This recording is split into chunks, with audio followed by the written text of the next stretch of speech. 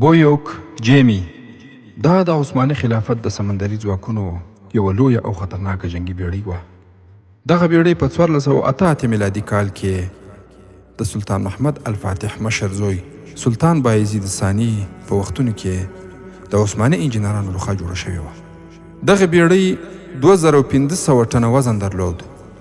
دغه جنگي بیړۍ د تارپیډو په نوم بمونو باندې سمبال وه چې 120 دانې توپخانې ورکې جوړې شوې وې او 2000 عثماني کمانډویان په دې بیړۍ کې ګوته په ماشه ناست وو.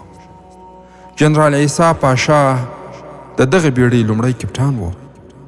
1500 کاله وړاندې د دغه بیړۍ په جوړولو باندې 4.8 میلیارډ ډالره د عثماني خلافت له بودیجې څخه مصرف شول او دغه بیړۍ د لومړي ځل لپاره له استانبول څخه د بحري سرحداتو د حفاظت او څار لپاره د سمندر په لور روانه شوه. دا زموږ د عروج او برم هغه زمانه وه چې د نړۍ په بحر او بر باندې د اسلامي ځواکونو راج چلیده. له راسخو او فولادي عقایدو لرونکو فوجیانو سره د دیني علم ترڅنګ دنیوي علوم، عصري جنگي وسایل او نوې ټکنالوژي اړین او د وخت غوښتنې دي.